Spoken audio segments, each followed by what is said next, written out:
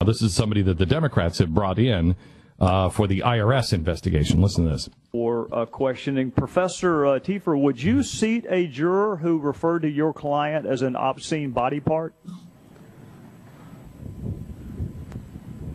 I'm sorry.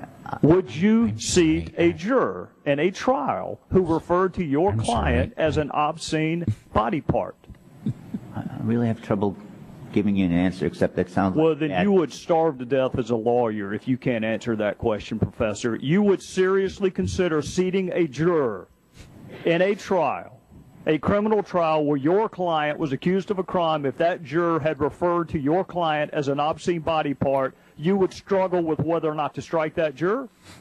Well, it doesn't sound too good. No, it's not. And I'll give you... It doesn't sound too good. Who is this guy? I guess it depends on which obscene body part you're talking about. It's crazy. Are you talking about the buttocks, or would it be some other obscene body part? I did, by the way, get the definition of F-stick for those who were... All right, if you could provide that definition. Yes, because we had this from a CNN anchor. Maybe I could make a determination. He called people who disagree with global warming F-sticks. That doesn't sound good. It is actually, and this is from the dictionary, F-stick, the male sexual organ located in the lower abdominal area. Now, I'd like to know if there is another male sexual organ that is not located in that area. Can be used as a noun to describe someone you feel is an idiot or stupid, such as a tool, literally meaning F-stick. Okay. It's from the dictionary. All right. So, good. Good. We're pretty clear on that. Good. Okay. And there was more of this interrogation. Some pre-litigation advice. You'll want to use one of your strikes on that juror. How about if you were a prosecutor and one of the potential jurors referred to the police as terrorists who are going to bring the country down? Would you seat that juror in a criminal prosecution if you were the prosecutor?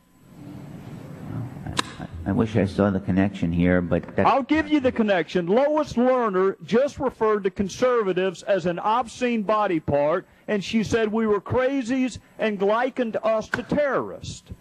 Well, Mr. Chairman, if you are not recognized, the gentleman from Georgia is not recognized. Well, would the gentleman yield? No, sir, I will not. Let's go to the regulation, Professor. Conflict of interest for the department. I love that because Democrat, it sounds like it might have been Hank Johnson. Yeah, that's our boy. Tries to break in. That's the guy who's thinks that Guam was going to tip over and capsize. If you put too many Marines on it, they will flip the island upside down. Yeah. So I don't know why Trey Gowdy wouldn't want him to interrupt. Yeah, please let him talk, Trey. Because that's got to be a lot of good stuff there. He tries to throw the guy a lifeline, and Gowdy won't let him. People like standards. They like bright lines. So I thought it'd be interesting to go find out what the Attorney General's standard is for recusal. And you know when he recuses himself? I'll quote him. When there's the potential appearance of a conflict, he recused himself from a criminal prosecution when there's the potential appearance of a conflict. Those are his words, not mine. So that's the standard for when there should be a conflict. I want us to analyze whether or not there could possibly be the potential appearance of a conflict. You have the President of the United States. When I ask a question, it'll be very clear, Professor. The President of the United States, in the most widely viewed television show in our country, said there's not a smidgen of corruption. You don't think that is the potential appearance of a conflict? He said that on The Voice? For the issue of a special counsel, which is what I'm here for, I think. How about give me a yes or a no, and then you can explain your answer. I think it's irrelevant what the president says to whether there's a conflict of interest. What if a judge says, let's go give this guilty bastard a trial? Is that irrelevant? Would you want that judge? If he prejudged the outcome of a prosecution, said, let's go give this guilty guy a fair trial. Given the independence of the public integrity section for the last 30 years, I don't think it matters what... So you don't think it matters that the chief law enforcement officer for this country, before there is an investigation, while there are emails missing, before he's analyzed one scintilla of evidence, prejudges and says there's not a scintilla of corruption. You don't think that matters? You don't even think it creates the potential appearance of a conflict. I absolutely reject that the standard here is the standard you're naming for recusal. If he recuses himself... Can I stop this for a second? Did we appoint... Who is it?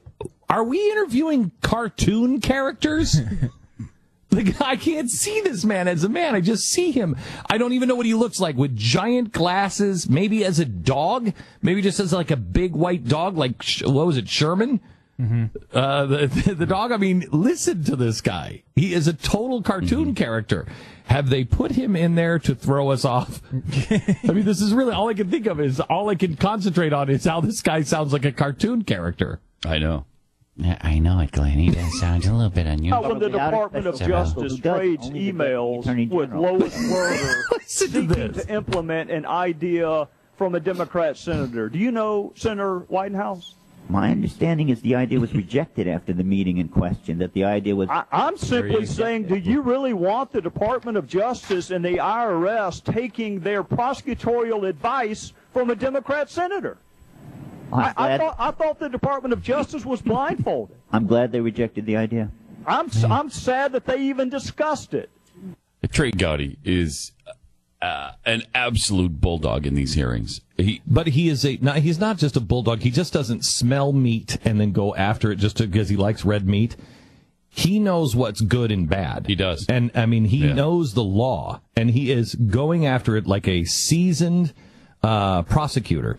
Everybody in America should be cheering for Trey Gowdy, because I have news for you. And this is really important to understand. What is our American value say about using the IRS as a weapon? Our American values say this is wrong. They used it against Martin Luther King. They were using the IRS against Martin Luther King. They were using the Justice Department and the FBI against Martin Luther King. And we all know that's wrong. It's wrong. You didn't do it to Martin Luther King. You don't do it to anyone. You wouldn't do it. I wouldn't do it to Bill Ayers. You don't break the wall of the IRS. The IRS has got to be cordoned off with no conversations with anyone, and cannot be a weapon. Once that thing is weaponized, you're over. You're over as a nation. And they are weaponizing it. And it has happened in the past. And what happened in the past? They stopped it because people rose up and said, this is wrong. And they stopped it. But now people in America, half of the country is not rising up. Our American principles. Now, this is what's happening. We are paying attention to our American interests, our political interests. And so the half that is rising up right now, and I wouldn't even say it's a full half. I'll bet you it's 60%, maybe 60% of the Republicans are really, really behind stopping the IRS. About 60%. I think it's about 10% of the Democrats. And why? Because there's 60% and 10%. So there's 70% of those two parties that actually believe in the principles and the values. You cannot weaponize the IRS. But there's probably 30 or 40% of the Republicans that are like, shut up, sit down, we'll have control of it soon. And we'll be able to get them. We'll be able to get them. And right now, and so they're doing it in their political interest. They're sweeping under the cover. Can you imagine? We'll be able to get whoever stands against us. We'll be able to use that as a tool. We'll be able to crush anybody who is running ads against us, anybody who is raising money against us, anybody like me who stands against the GOP. They'll use that, and you know it to be true. And that's why you don't see people like Lindsey Graham. You don't see people like Mitch McConnell really coming out and leading the charge on this. Same with the NSA, because they want that information. Because when they have access to it and control of it, they will use it themselves against me or against you. Doesn't matter. Anyone who stands against their power. So you got about 40% of the Republicans that'll feel that way. And then on top of it, who do you have on the other side? You have 10% of the Democrats who are actually standing up and saying, this violates my values. This violates the values of America. The fundamental principles that makes us different. We don't do this. But 80% or 90% of the Democrats they won't even look at it. It's not like they're for it. It's not like they don't want to look at it. They're just, that's crazy talk. I don't even want to talk about it. Because they know if they look at it, they will have to speak out, and that will hurt their political interests. Then they'll have to say, okay, this administration is wrong on this. And that just opens up too many doors for them. And they're like, I don't want to hurt the president at all because we got to get his agenda through. We got to get going because whatever reason. It's not necessarily with malice. Because honestly, gang, we did it. We did it. I did it. I looked the other way. My principles should have told me there's no way you can do the Patriot Act. My principles should have told me, no, we don't even have the discussion on torture. But what happened? We were Jack Bauer. Well, what happens if we know there's a bomb and you've got to save? No. Our values tell us we don't torture. And when we get to Jack Bauer, what happens? Jack Bauer does it, and then we face those consequences later. The government didn't do it. Jack Bauer. We always use that Jack Bauer thing. That wasn't the government doing it. That was always Jack Bauer. That was always Jack Bauer. It was never the government. Well, I like that. Well, good. Good. I like that too. In that particular circumstance. But Jack was always in trouble. But you'll remember, Jack also, if it wasn't for the evil SOBs in Washington, Jack also, when he would get to the president or whoever in the end, they would always say, okay, don't do that again. But you were right in that case, but don't do that again. We instead are not doing Jack Bauer kind of stuff. We instead had the thing, well, okay, why don't we get him? Now, we can argue back and forth on that. It's torture. We can argue back and forth. I don't think we should. And maybe I'm swinging too far the other way. But I have real trouble when we start violating the thing. We're the good guys. We are not Mubarak. We don't pick people up in ghost planes and then send them into Egypt where they'll be tortured for our information because we don't want to do it. I got news for you. If you're setting them up and sending them over and picking them up in the middle of the country in a ghost plane, you've already done it. My values should have set off alarm bells. No secret trials, no secret courts. You go to a judge and you work within the framework of the Constitution. Period. No to the Patriot Act. But I didn't. They didn't do it. Because it was hard, and it was going to be too hard. And well, you know what?